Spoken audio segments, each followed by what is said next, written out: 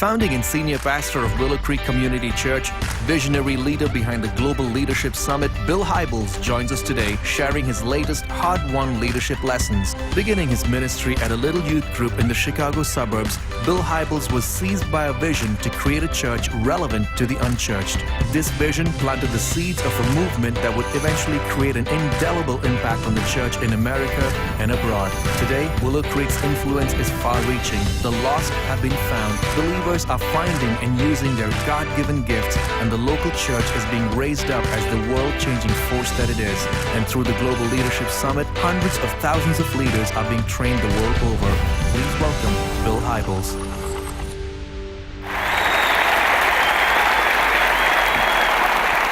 So in the early days of the Global Summit, I identified 8 critical functions of leadership. Here they are: casting vision, building teams, motivating and inspiring, solving problems, change management, establishing core values, allocating resources, and developing emerging leaders. For years in the early days of the summit, I built a case like a lawyer that if leaders would simply master these 8 skills, they would take their organizations to dizzying heights of effectiveness. So simple, really, right? And then for the last 2 decades, I've watched motivated leaders all over the world get better and better at all 8 of these critical functions, which has been thrilling. However, an alarming number of diligent leaders I know have not been setting effectiveness records as I predicted. Many are blowing their organizations up, they're losing their best teammates, they're getting into serious conflict with their board members, and observing this has led to long hours of reflection. How could leaders master these 8 basic functions of leadership and still have their organizations confused and divided and in some cases totally defeated? One day a question came crashing into my brain. What if there's another list that leaders need to pay attention to, every bit as much as the list of the 8 critical functions of leadership? And if there is another list somewhere, who has it? How do I get it? What's on it? I began expressing those musings to my colleagues. They became as fascinated as I was. Then a few years ago, my trusty 80-year-old executive assistant put a book on my desk by Richard Davis titled The Intangibles of Leadership. It was not a new book. It was written in 2010.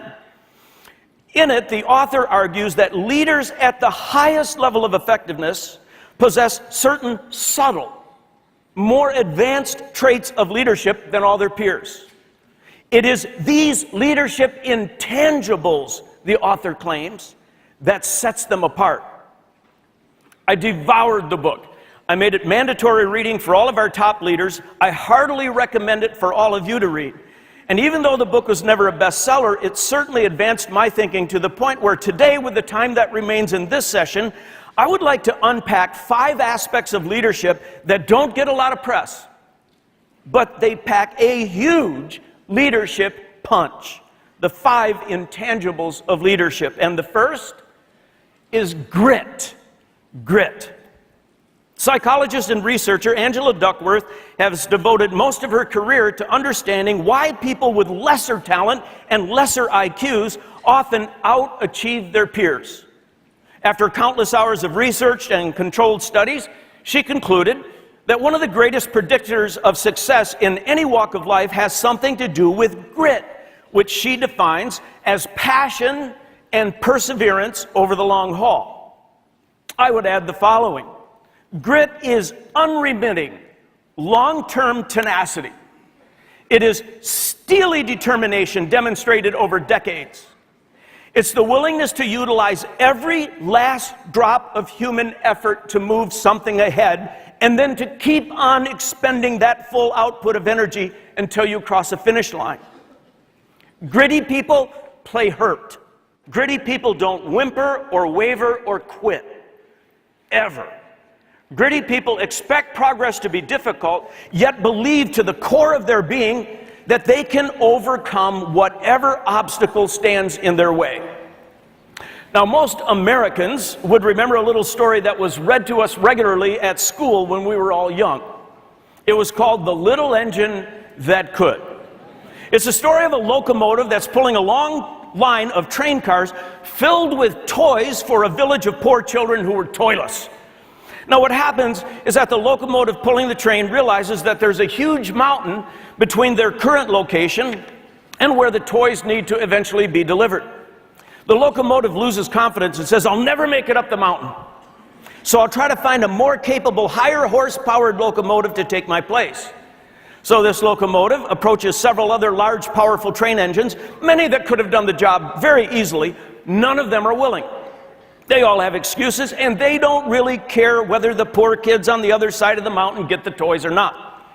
Just when it looks like all hope is lost, an undersized engine that was only ever built to move empty rail cars around a small rail yard shows up and learns that all the poor kids on the other side of the mountain will get no toys unless a willing locomotive signs up for duty.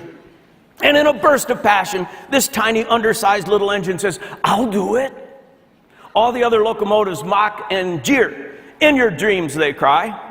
Not deterred, the little engine backs up and hooks up to the long line of train cars filled with toys, and after considerable effort manages at least to get the train cars moving on the flat ground. But the real test lies ahead, and everyone knows it. There's a huge mountain that separates the toys from the poor children who have none. Again, every American my age will remember what happens next. This little engine approaches the mountain and realizes that every single bit of horsepower at its disposal is going to be required, so it applies maximum effort to this challenge. As it slowly ascends the huge incline, it's huffing and it's puffing and it's groaning and it's straining. And it begins the chant that all of us remember from half a lifetime ago. Say it with me in full voice, everybody, everywhere. I think I can, I think I can, I think I can, yeah. And with steely, unremitting determination, the little engine makes it up the mountain. And the interesting part that most of us forgot is that as it's descending into the village of poor kids on the other side, it says with a satisfying smile, do you remember this? I thought I could, I thought I could, I thought I could. Gang, that's grit. It matters in life, and it especially matters in leadership. It's a differentiator. Those with ample amounts of it will predictably achieve more than those with less of it, regardless of talent or IQ. This has been observed all throughout history. One of the most celebrated and impactful leaders in the last 200 years suffered bankruptcy twice in his 20s, was defeated for political office shortly thereafter. Right after that, the young woman he loved and planned to marry died unexpectedly, causing this guy a near emotional breakdown. This same guy lost congressional races at age 34 and 36 and was defeated in a race for the U.S. Senate at age 47. But Abraham Lincoln had grit. And when he was finally elected as President of the United States at age 52, he tapped into that unremitting resolve, and he put an end to the scourge of slavery and brought our divided country back together after a bloody civil war. Such is the power of grit. Nelson Mandela had it. Gandhi and Martin Luther King had it as well. The question today is, do you have it? Do you have it? Because if you do, the odds of you getting the toys over the mountain are much higher than if you don't. It is one of those essential intangibles of leadership. Now, if you're curious how gritty you really are at this stage in your life, we have posted a grit assessment test. No kidding. A grit assessment test on our website. It'll only take you 5 minutes to do. It's free of charge. You'll get a grit score at the end of this little test, and you can compare your score with your teammates, and that's going to be very interesting. I predict some grit fights out in the parking lot afterwards. The bigger question, however, is, can grit be developed? The answer to this question contains both good and bad news. The good news is, yes, absolutely, grit can be developed in anybody who wants it. The bad news is that the arch enemy of grit is ease. So if your parents turned over heaven and earth to make your life easy, challenge-free, stress-free. They did you no favors regarding grit.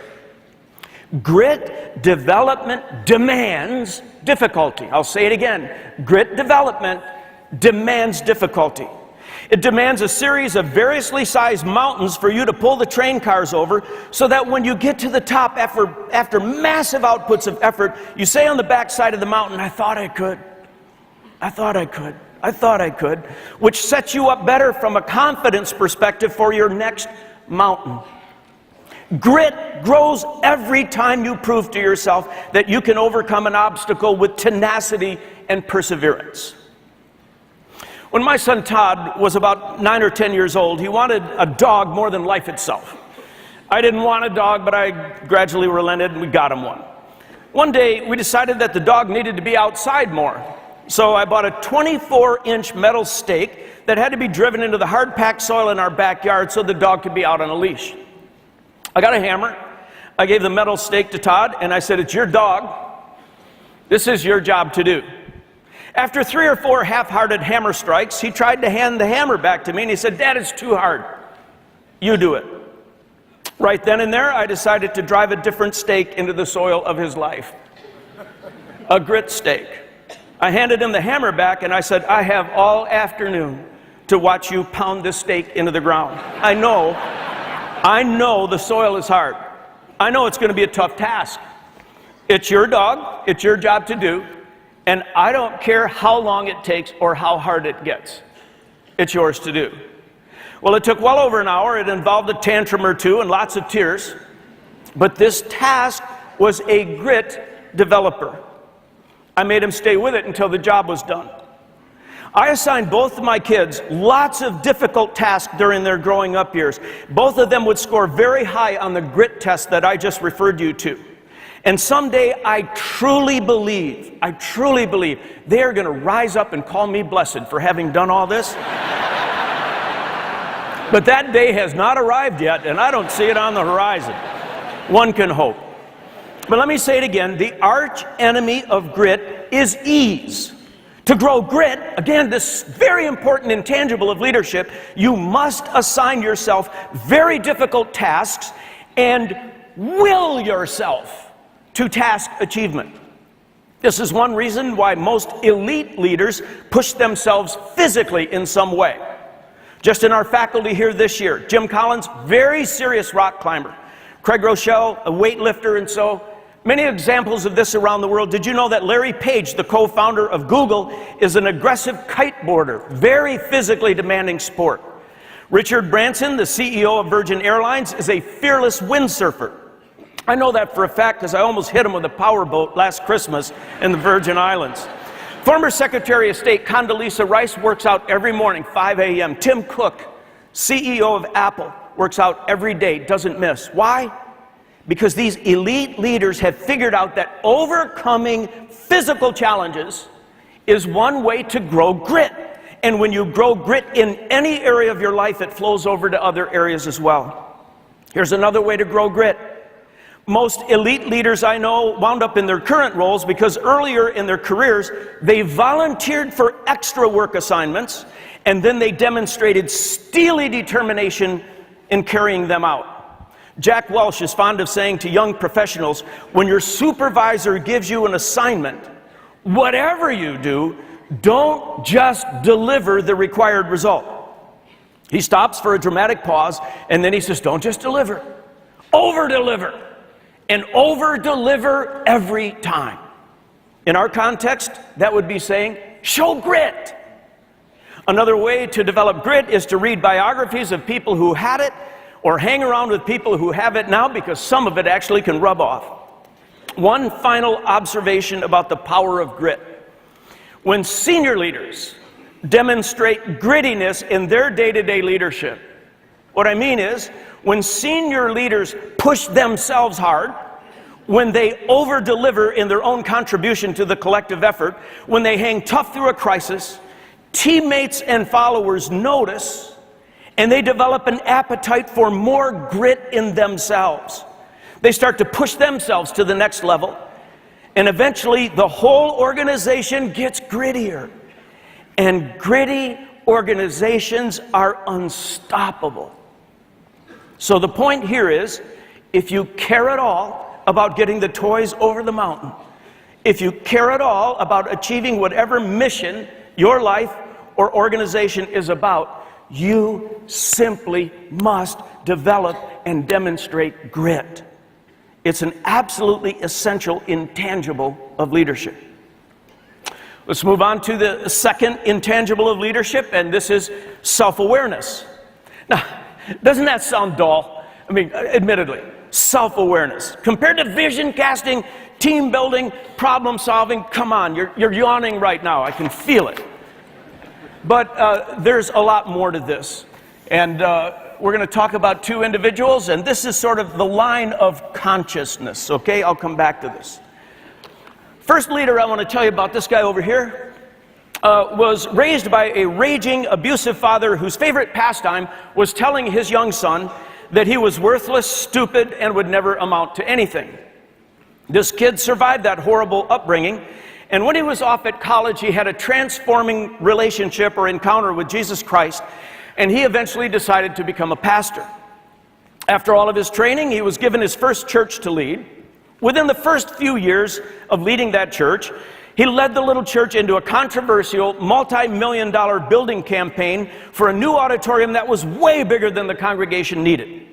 Within a few years of that debacle, as the church was drowning in debt, the board of that little church fired him.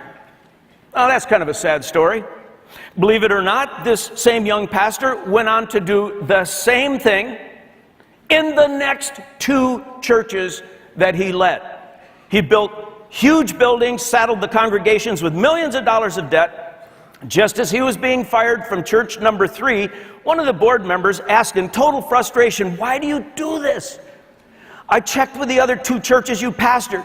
You did the very same thing there. What's going on?" The better question would have been, who are you trying to impress? Who are you trying to impress? The answer to that question is obvious to all of us. Who was he trying to impress? Say it. His dad. He was totally unaware that the decisions he was making up here every day were tethered tightly to something unresolved that happened way back here with his dad.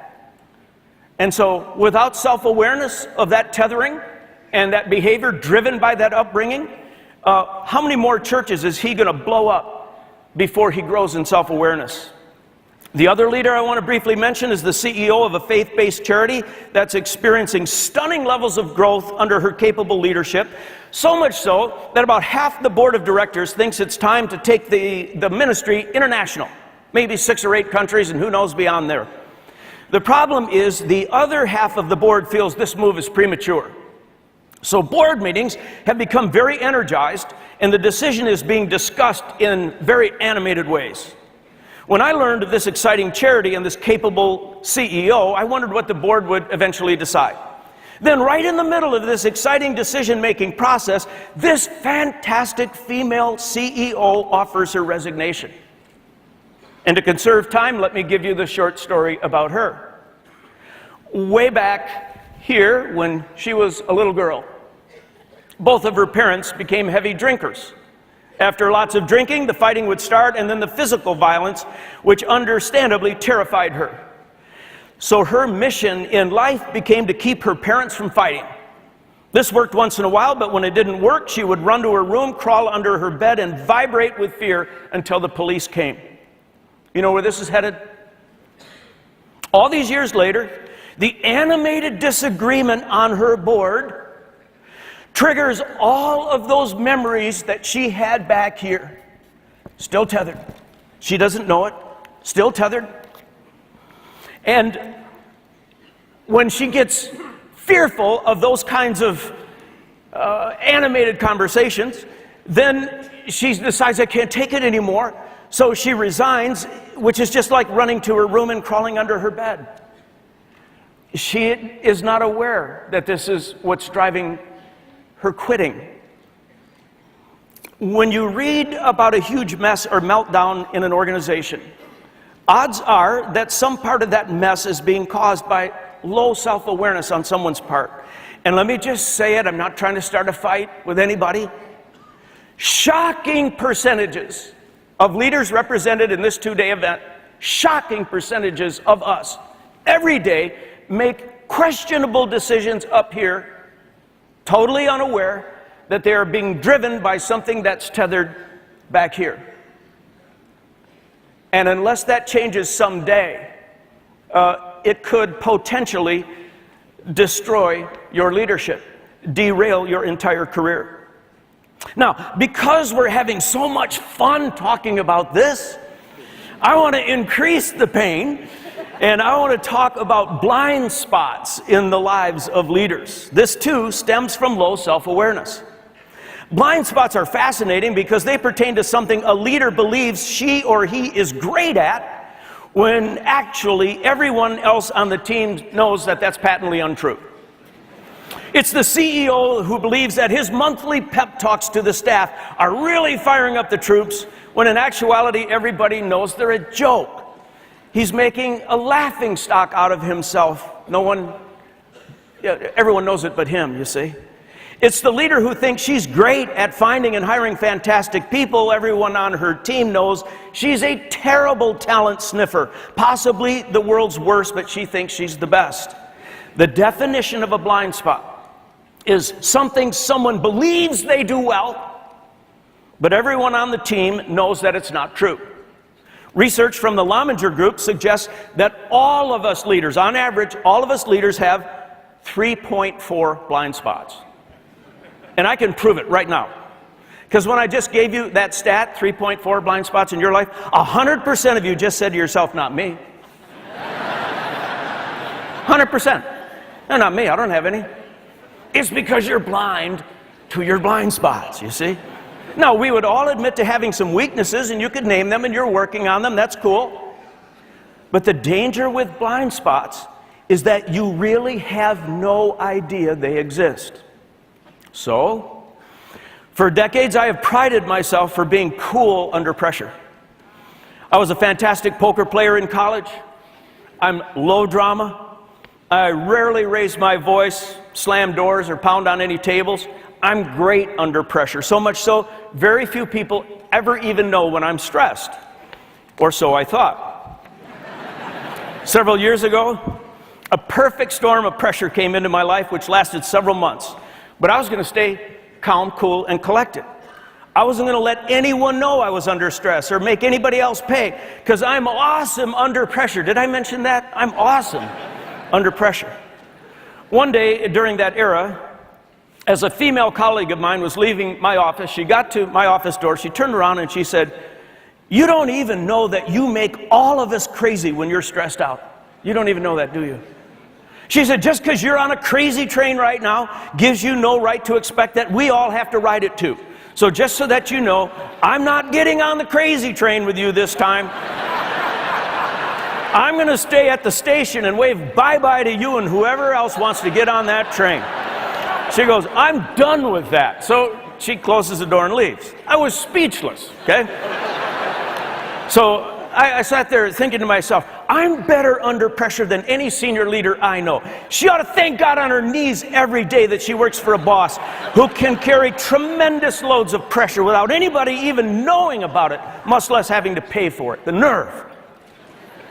After work that day, I went running with a trusted friend, and I told him how a colleague of mine had accused me of something totally untrue of me. I told him how wronged I felt, how misunderstood and hurt I was to be falsely accused of not being cool under pressure. My running partner stopped dead in the middle of the street we were running on, and he said, "Are you kidding me, Hybels? Everybody knows when you're stressed. When you're stressed, you put stress on all of us." And then his next sentence was kind of the capper. He said, "When you overwork, you're not happy unless everyone around you is overworking too. And we all know it and we all feel it, but you don't get it." That was quite a moment of truth for me. Later on that night, as I was licking my wounds, I thought about what had happened on campus earlier that day. I was walking real fast from one meeting to the next, and I walked past a Willow staff member who was washing windows. I was way too busy, to greet that guy.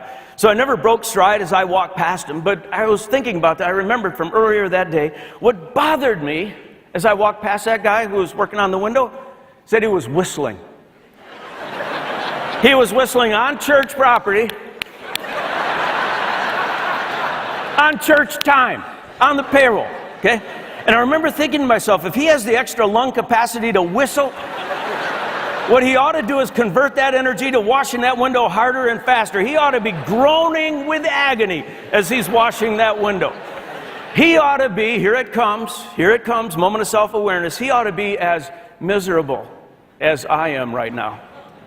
He ought to be as stressed and miserable as I am right now. And that was the moment when I reflected on what my female colleague said, my running partner, and thinking of that experience. That was the moment I saw my blind spot in all of its ugliness. It was very disappointing to me. How could I have not seen this in myself? So I started confessing this to my friends, and they tried to be very understanding. They're going, the light bulb just went on now, dude. That's what blind spots are, you see. Now, after I did talk about this, I could move that blind spot into my weakness category. And it's in my weakness category now, and I still have a lot of work to do on it, but at least it's identified. Here's the question: do you have any blind spots? Now, the research says you've got 3.4 on average, but maybe you're the exception, right? Hey, if you were worried about your blind spots, how would you go about identifying them? Guess who has the greatest insights into your blind spots in the work environment? Data shows that your direct supervisor probably has the best insight about your blind spots, followed by your peers, friends, and colleagues.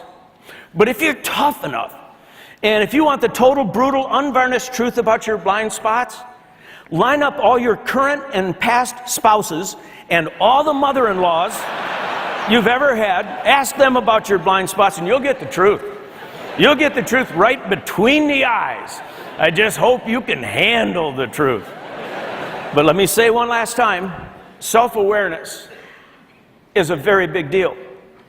It's one of these intangibles of leadership.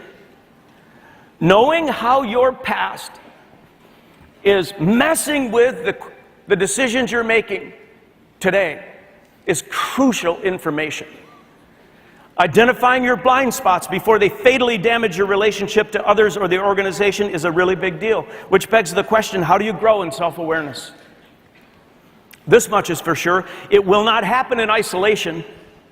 Growth in self-awareness demands input from others, honest feedback. It requires having vulnerable conversations with supervisors, colleagues, friends, and oftentimes with professional coaches and professional counselors. These conversations must deal with questions like, hey, you tell me the brutal, total truth. What do I really do well? And please tell me, what don't I do well? Be candid, please. Do you think I have some blind spots? What would they be? Tell me, give me the last 2% of truth. Don't edit. Now, what you hear from these folks might be very, very hard for you the first time that you hear it. But over time, you will come to see them as good gifts from people who really care about you and who are rooting for you to be the best leader you can be. All to say, everybody will win when you grow in self-awareness. Everybody. And the likelihood of the toys getting over the mountain will greatly increase. So please do whatever you can do to grow in this intangible of leadership. The third intangible I want to surface is something I touched on last year, but I want to underscore it briefly again this year. Resourcefulness. Resourcefulness. Some people refer to this as learning agility. Resourceful people are quick learners. They are endlessly curious about how things work.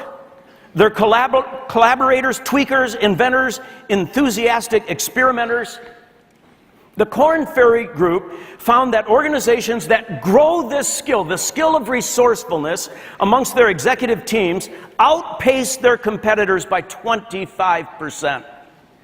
Individuals with high learning agility are promoted twice as fast as those who are low in it. Last year I made the point that in a world that changes as rapidly as our world changes, senior leaders are often thrust into situations where they honestly don't know what to do. But instead of panicking or putting their heads in the sand, people with high learning agility roll up their sleeves and they start figuring out what it is that they should do. This summer I read David McCullough's book about the Wright brothers, who built and flew the first engine-powered airplane, something no one had been able to figure out how to do since Garden of Eden days. Now, neither of these brothers were college-trained, nor were they wealthy, but what fascinated in me as I read the book was the learning process that led to the building and the flying of the first airplane.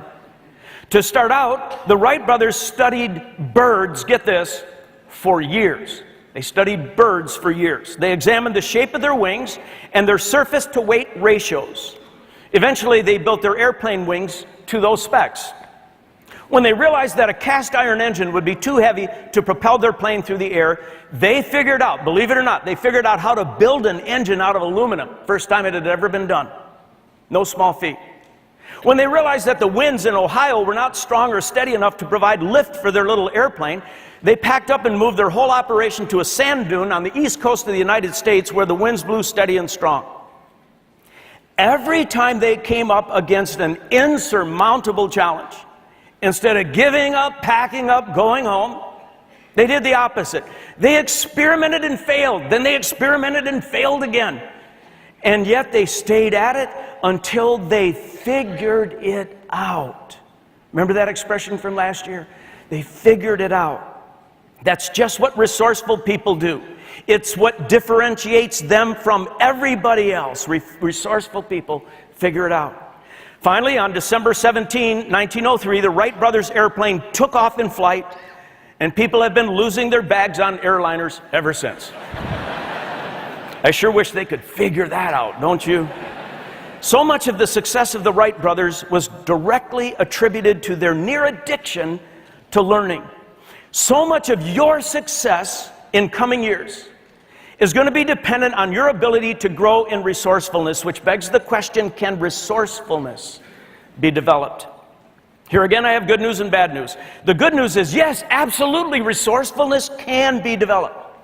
The bad news is, the primary way it gets developed is by putting yourself in situations that are confused, broken, or dysfunctional, and forcing yourself to experiment and fail, collaborate, whatever, to figure out a way forward and staying at it until you do. My son Todd is nearing the completion of his helicopter pilot training. When I asked him recently what his latest flying lesson was focused on, he said, basically trying to stay alive, Dad. And I said, what's that about? And he said, well, the instructor that day had put him in all sorts of awkward and dangerous attitudes in the helicopter, took his hands off the control and said, save us. And at one point he shut the engine down, he turned to Todd and said, figure out how to land this thing without killing us. Now, I suppose that's one way to microwave resourcefulness. But last year, I asked you to identify real problems in your organization and then to assemble short-term task forces of emerging young leaders to try to solve these real problems. In so doing, you will see who on these teams has high levels of learning agility or resourcefulness, which then allows you to put them on a developmental track for senior leadership positions someday. I followed my own advice on this, and in this past year, several times since our last year's summit, I put several young staff into situations on short-term task forces and watched people who had learning agility that I never knew did. These particular staff members, once they've been identified as being resourceful, they are leapfrogging over their peers because our organization is desperate for resourceful leaders. Yours is too, by the way. So now that's all I want to say about resourcefulness for now, knowing full well that some of you want to know where you can get more information on this subject matter, what books, what website you could access to learn and figure out more about this. And my 3 words for you would be, figure it out. Number 4, to help you understand the fourth, seldom discussed, but extremely critical intangible of leadership, I want to explain one brief but unforgettable episode in the life of a leader named David from the Older Testament of the Bible. This young leader is David of David and Goliath fame. And speaking of fame, his popularity skyrocketed after him taking care of business with Goliath. So the current king gets all jealous and wants to kill David, so David has no other choice. He has to kind of organize a personal militia to protect himself. So he puts the word out about who would want to join his militia, and listen to the Bible's explanation of the caliber of people who enlisted in David's private army. The text says, all his followers were in distress or in debt or discontented, and there were about 400 of them. This was not a dream team. All of the highly elite soldiers had already been drafted into other militias, so essentially, David winds up with leftovers, troublemaking rejects. And if any of you just thought to yourself, that sounds a lot like the people in my organization, I feel your pain. But this is the current reality of the culture that David has to start with. These are the only available personnel. Now, if you were to read the next several chapters of the Bible, you would see David put on an absolute leadership clinic. He trains and he coaches the troops. He empowers and inspires them. He finds out what they do well, and he assigns them tasks that align with their top skills. He identifies potential leaders and people managers, and he organizes the troop under them. He does all of this with a kind of sensitivity that the soldiers begin to realize, hey, I'm not just a piece of equipment in this militia. And over time, they realize that David actually carries a deep personal concern in his heart for each of them. Go figure. Well, now this melts their heart toward David, and before you know it, this entire army feels a deep loyalty and devotion to him, and increasingly they feel a kind of loyalty and fondness for each other. So one night something extraordinary happens that's going to be talked about in this militia group for years to come. An enemy army sneaks up on David's small militia, surprises them, surrounds them, cuts off their supply lines. So with no food or water, it's only a matter of time that David's either going to have to fight his way out of this situation or raise the white flag of surrender. One night, David calls a meeting with his 3 senior-most leaders. He explains the gravity of the situation. They're sobered. Just before they all decide to crash for the night, David yawns and he says, last thought of the day, oh, that I could drink water from the well by Bethlehem, by the Bethlehem gate. He says that, and then he passes out, goes to sleep. The Bible says that these 3 senior leaders, who have been so impacted by David's personal concern for them and his investment in them, that they suit up for action without David knowing about it. They sneak through the enemy camp, and they find the well that David was thinking about. They draw some water, they sneak back through enemy lines, they wake up David and they say, hey David, we got the water from the well you love so much.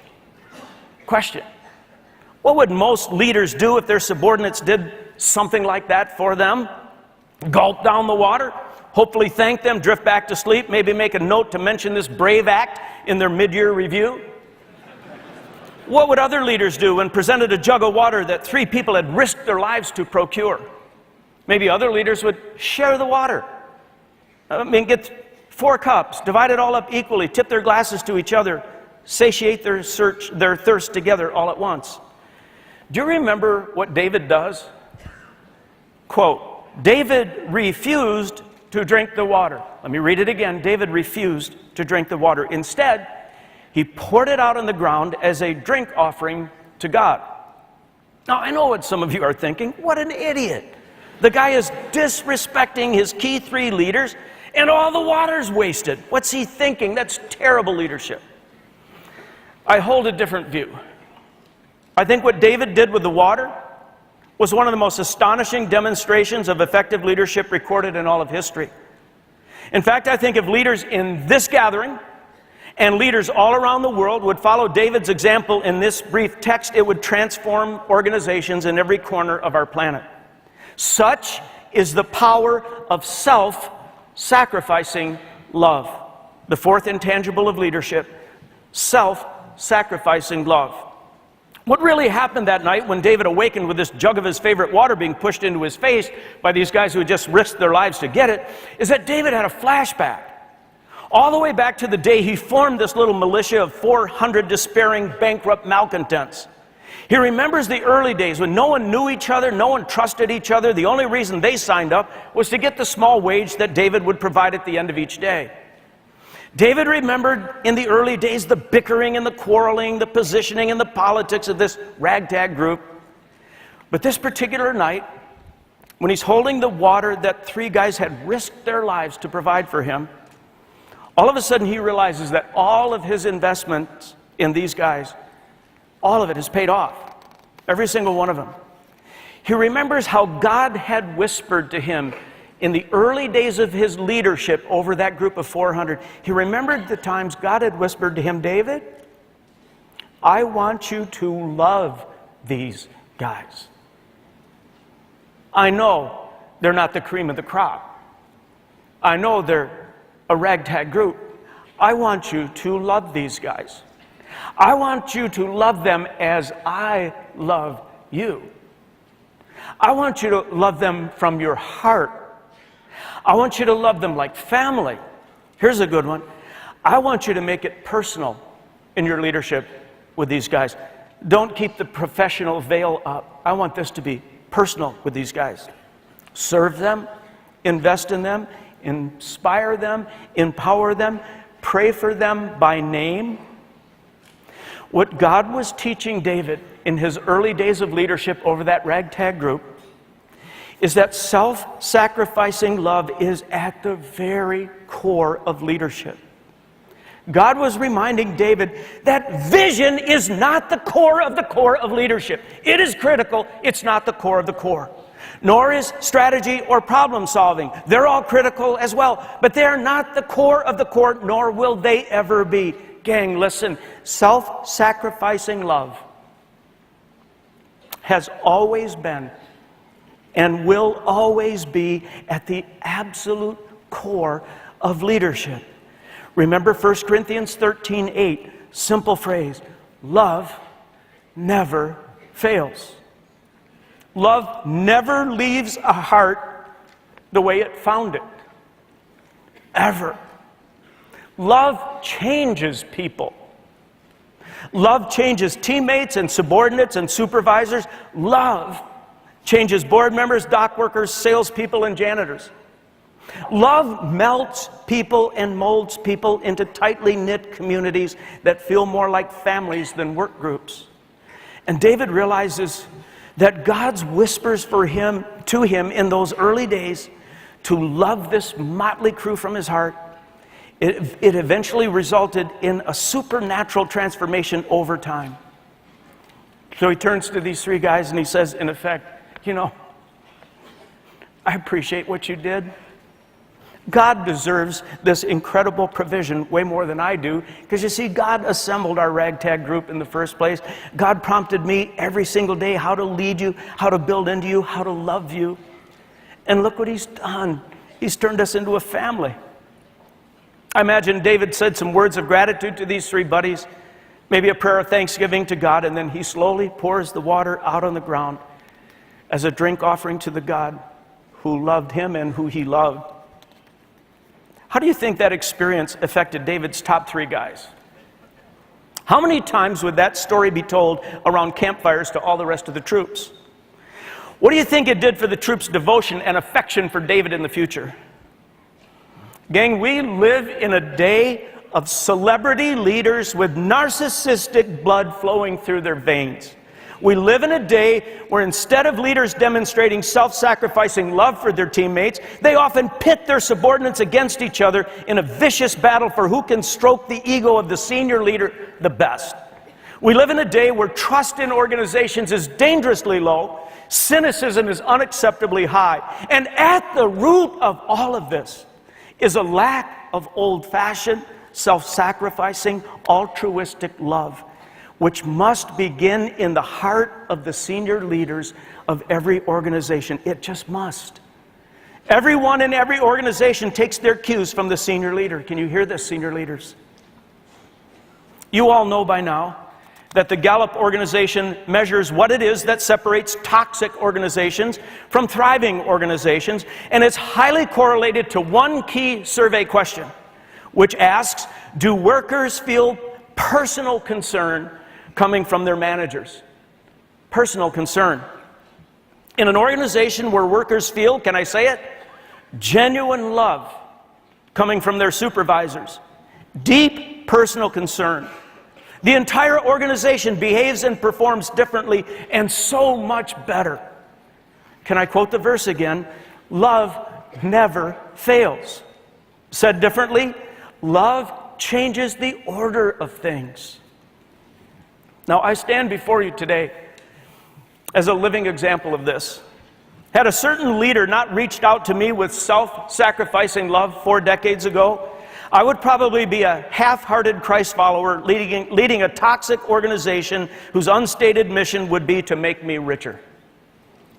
But back in my college years, a theology professor kept pestering us students to cancel our life plans and to build new kinds of churches in our increasingly troubled world. One day after class, I did something I had never done. I'm not the type, trust me. Something I'd never done in 4 years of undergrad work. I left the lecture, I walked down a long hallway where the faculty offices were located, and I knocked on that professor's door. He had just taught a long class, he had another one to teach later. But his lecture about the beauty and the power and the potential of the local church had set my heart on fire. So I took the risk, and I walked down that long hallway, and I knocked on this guy's door. And when he opened the door, I could tell he didn't know who I was or why I was there. He had hundreds of students. I was no one special. I nervously told him I didn't want to bother him. I knew he had to teach again shortly. But I was just wondering if he had 10 minutes to spare to talk to me more about how to build one of these cool new churches he had just described in his lecture. Gang, when I look back now on what was hanging in the balance as I stood at the threshold of his door, I tremble.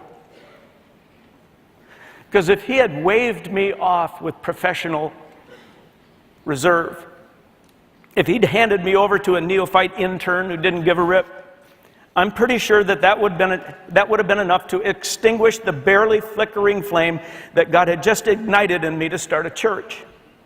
But the exact opposite thing happened. Dr. B, this professor, said warmly, come in, sit down. Can I get you anything? How can I help you? I told him his lectures were making my head explode. And he said, well, would you come to my house, be a guest? I'll fix lunch next week, and we'll spend an afternoon trying to understand why God is stirring in your heart the way he is. Please come, he said, please come to my house. I stared back at him with utter disbelief. A PhD from Boston University, an author, a towering theologian, offering to cook me lunch and spend an afternoon in his backyard helping me discern my future. What is that verse again?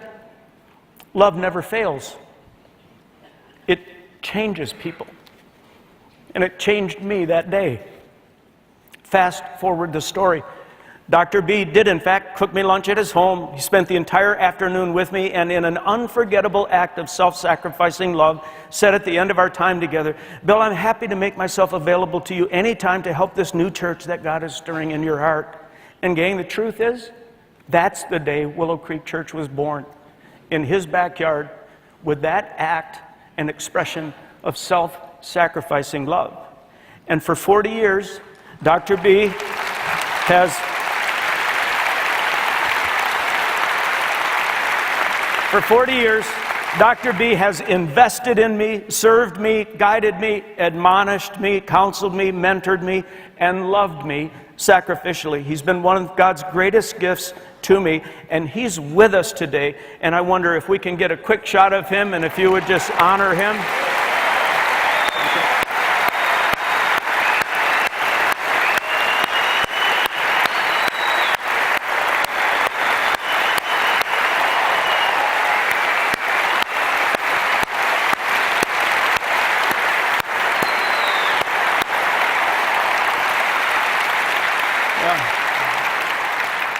You got to be a little careful. He's 112 years old now, and Got a bunch of plastic parts in them, so don't rile them up. I really wish that every single leader had someone like him in your life, because love never fails. Last week I read 1 Corinthians 13 with my leadership lenses on, and here's how it read. If I cast vision with the tongues of men and angels and have not love, I'm a noisy gong or a clanging cymbal. If I have the gift of strategic planning and financial forecasting and have not love, I'm bound to make the future of my organization cold-hearted and cynical. If I solve problems, engineer change, and allocate resources at a world-class level, but fail to love my colleagues, I denigrate my workplace and devalue those who deserve better from me. Love is patient and kind. Love is not envious of others' success. Love does not keep track of others' mistakes. Rather, love engenders openness and trust, vulnerability and candor, hope and optimism. There remain three: faith, hope, and love. But the greatest of these is love. It always will be, gang. So here's my final challenge on this point. Don't hesitate a single additional moment in showing and expressing genuine concern and love to your teammates. Tear down these professional veils that keep your heart cold and closed off from your coworkers. Get personal. Say the affirming or the encouraging words, or write them, or send the message by smoke signal if necessary. Doing so will humanize and ennoble workplaces and create a powerful, caring, high-performance culture you just watch. And need I remind you one more time that this all starts with the senior-most leaders in every organization. The quality of your loving senior leaders will set the tone for the entire organization. Please, please, please get this right. Finally, let me make brief mention of one final intangible of leadership, which is the absolutely essential need to create a sense of meaning in the life of each and every follower or fellow worker under your influence. Simon Sinek's book, Start with the Why, can be summarized in 3 circles. Maybe you've seen him do this with a TED Talk. And he simply says, pretty much, there's the what in an organization, there's the how, bad H, and then there's the why, okay? Now, he argues the point that almost all leaders and teammates understand the what that an organization does. We make computers, we sell furniture, we provide hotel rooms, we put on church services, we feed the hungry. Almost everybody in an organization understands the what.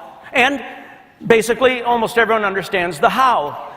Amazon sells products. How? On the internet. Starbucks sells coffee. How? In hip-looking coffee shops on pretty much every block on the planet. Most people understand the what and the how of what their organizations are about. Sinek makes the point and says the huge disconnect is the why. Why should we make computers? Why do we sell furniture? Why do we provide hotel rooms? Why do we put on church services or feed the hungry? In their recent book, The Real Life MBA, Jack and Susie Welch suggest changing every leader's title to Chief Meaning Officers. Chief Meaning Officers. I love that. They too know that even more than the what and the how, leaders in tomorrow's world will have to build a compelling case for the why of everyone's job. Why should they come to work early, busted all day, and joyfully stay late every now and then? Why should someone stay loyal to your organization when the internet shows opportunities in similar organizations just down the street for even more money? As I wrap things up, I want to have a heart-to-heart with every single leader at the summit this year. And I want to talk to you about your white-hot why. I want to poke around in what is at the absolute core of why you do what you do. Bob Buford, who wrote a book about moving from success to significance, tells about the time in his life when he hired a high-powered strategic planner, not to help him double his cable TV empire, but to help him plan what he was supposed to do with the second half of his personal life. After a few hours of dialogue, the strategic planner drew a box at the top of a piece of paper and said, Bob, I've heard two subjects that seem to be very important to you: money and God. For me to do my strategic planning for the second half of your life, you have to decide what goes in that top box. Because if it's money, that's fine. I can help you earn mountains more of it. If it's God, we got to figure out a plan to honor that choice, but this is a decision you have to make. What the planner was probing at was Bob's white-hot why. And what I'm probing at now is what is in your top box, really. Now, there's not an ounce of judgment in me right now. I'm just seeking for clarity for each of you. Because your why, what's in your top box, will either fuel you to higher and higher levels of inspiration and effectiveness as a leader, or it will begin to reveal that what you've had in your top box is no longer stirring deep passion in you, and it's time to put something new in your top box. Steve Jobs, who built Apple Computer Company, was trying to recruit a senior executive from a soft drink company to come and help him build Apple. At one point, he said to the guy, do you really want to keep selling sugar water for the rest of your life, or do you want to join me and help change the world? Can you sense the power of having a white-hot why? Changing the world. Boy, you could invite someone into that, couldn't you? Howard Schultz, who built Starbucks, keeps telling the employees, we don't simply sell coffee.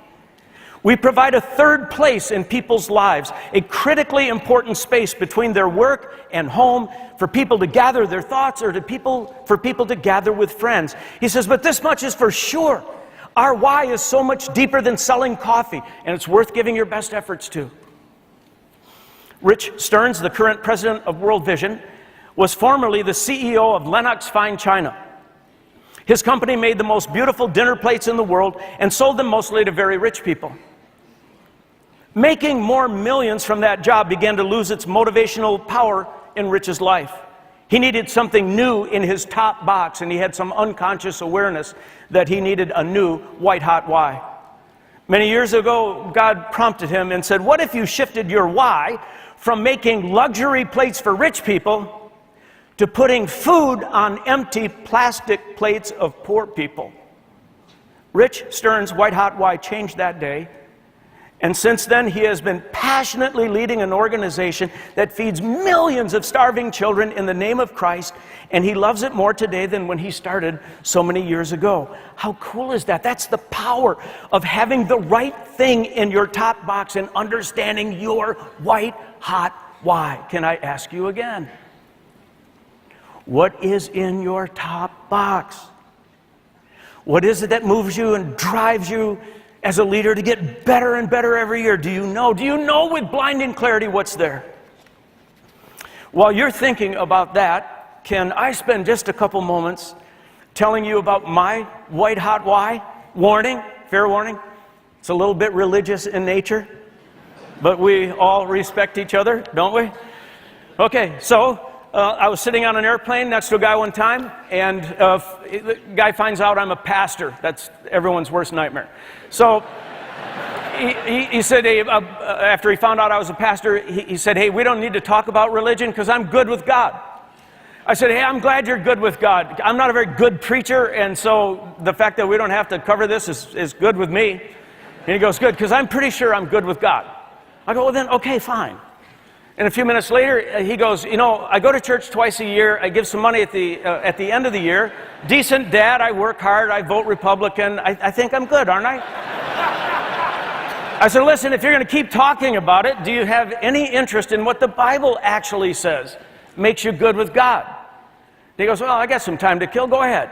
So I took out a piece of paper, just wrote God at the top, reminded that God is perfect, absolutely holy. Okay? And then I drew a vertical line like this. So I said to the guy, hey, you're telling me that you're good and you're good with God. Do you mean that if this is a vertical line of how moral and wonderful and spiritual and how upstanding you are you about this good? Like just bumping your head up against the perfection of God? And he goes, well, And I said, well, let's talk about good people. And Mother Teresa was alive at that point. And I said, who's the best person you know? He said, probably Mother Teresa. And I said, I've read everything she's ever written. And she says in her writings that she has deep regrets and she's disappointed God. She mouthed off to a couple of her superiors. She got in some fights with some of her sisters. And I said, I don't know for sure, but I think if Mother Teresa were going to put an X on where she is on this goodness ladder, I said, I think Mother Teresa would like put herself down here somewhere. I said, who else is good? And he said, well, maybe Billy Graham. I said, I actually met him a couple times. He does not carry a picture of me around in his wallet. But I said, he asked me one time to pray for him because he felt that he had disappointed God in some way. And I said, he's a very humble guy. I don't know for sure. I think he'd put himself on this vertical space a little lower than Mother Teresa, perhaps. Now, quick time out, real time now. Any of you read what Pope Francis did the moment he found out, the new Pope? Do you read what he said the minute he found out he was going to be the next Pope? Direct quote, I am a very sinful man that God has looked kindly upon. The Pope, okay? So maybe, Pope Francis is, somewhere. So then I tell this guy, I go, I've been a pastor for several decades, and I would put myself, south of Billy Graham. So if this is that whole goodness thing, I gave him a pen, and I said, put yourself anywhere you want on here. So he puts himself just a little beneath me right there. So then he goes, am I in trouble? I said, well, here's the deal. If God's perfect, you see, you have a gap. You have a gap. And I said, here's the deal. And this is an amazing thing. God sees your gap and loves you anyway. And what God did was God provided His Son, Jesus Christ. I said, no, this will only take a second. But what God did is He took all of your garbage and mine and all this, and He transferred all of our wrongdoings onto the shoulders of Jesus Christ, who died an atoning death for the sins of the world. And then He infuses His righteousness into our lives. And if you can believe this, He puts us in right standing with God. He puts us in right standing with God. And so I said to him, now the coolest thing about all this is that it's available to everybody. You don't have to try to clean up your act. This is something you receive. And I showed him a verse in the Bible. It is by grace you have been redeemed through faith. It is not something you can earn, or say in another way, this is something you cannot earn. It's a gift from God, not of works, so no one can boast. Gang, the information on that little napkin that I drew for that guy that day blew his mind. It just seemed too good to be true. But here's what I'm driving at, back to my main point. This message of what Christ does for wrongdoing people like me, that message, when I first understood it as a 17-year-old, simply transformed my life. And when I started to tell my friends about it, it started transforming their lives. And eventually, as I told more and more people and saw more and more lives change, one day I came to the conclusion, my white hot why is never going to be money. My white hot why is never going to be mere pleasure. My white hot why is not going to be about fame or power. My white hot why is transformed lives. It's watching God release people from guilt and shame. It's watching God transform hateful people into loving people, greedy people into generous people, prejudiced people into radically inclusive people, self-centered people into other-centered people who care for the poor and the marginalized. Transformed lives, that's what's in my top box. That's my white-hot why. And when I came to that conclusion, I thought, I need to start a church and get this message out to every single person I can. And for what it's worth, my passion, 40 years into this, is stronger now than it's ever been before. And I can say in front of our church anytime, I can say, hey, what's your white hot why? Because if it's transformed lives, join our church, dive in, and give your best efforts, because that's what our church is about. I can also say to people, if that isn't what's in your top box, then please find out what is in your top box. Pursue it with all your heart, because life is too short to live with no white hot why, or a fuzzy why, or to try to live with someone else's why. Gang, you must find yours. And you must live it out with all of your heart, because if you do, your grit factor will go through the roof. You'll demonstrate passion and perseverance over a long period of time because you believe so deeply in your mission. You'll be motivated to become more self-aware and to root out your blind spots because your white-hot why is too important to imperil it with self-sabotaging behaviors. Your resourcefulness will ascend to all new levels because you have to figure out how to get the toys over the mountain. Your crystal clear, white-hot why will ennoble your heart to want to express self-sacrificing love to colleagues and staff and constituents, not just to follow the example of Christ, but because it's going to take unity, trust, and total teamwork to achieve your mission. Closing thought. 2 weeks ago, I was reminded how high the stakes of leadership really are. My wife's mom had a massive stroke at her home in Michigan. Her husband called 911. The emergency responders arrived immediately and functioned like a well-oiled machine, my father-in-law told us later. They were organized, efficient, and extremely well-led. Not a minute was wasted treating her at the scene. Lynn's mom was put in an ambulance, raced to an efficient, well-managed, well-run emergency room. Anyone ever been in a poorly managed emergency room? It's crazy making. This was not like that. The team of medics who worked on her was led by a woman doctor who made sure every possible means to save Lynn's mom would be enacted. And when all that failed, and Lynn's mom died, that woman doctor and her team delivered that tough news to us like an angel from heaven. When we needed to arrange the funeral service, a leadership-oriented local pastor said, I would love for our church to host this funeral. I'll make sure our staff takes care of this whole thing and makes it effortless for your family. Even the CEO of the funeral home impressed us with his leadership, sensitivity, and professionalism.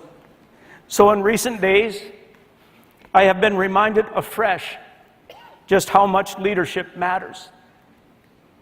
And it matters so much. It matters in every industry. It matters across all disciplines. It matters in government and business and churches and non-for-profits. It matters in life, and it most certainly matters in death. So leaders, I'm asking you again this year, step it up.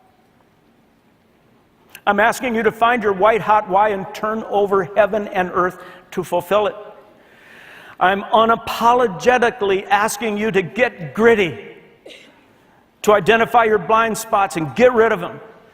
I'm asking you to get more resourceful, and for God's sake, I'm asking you to demonstrate self-sacrificing love to your colleagues. Because if you do, the toys will get over the mountain, missions will get accomplished, and the God we serve will receive the glory. Thank you.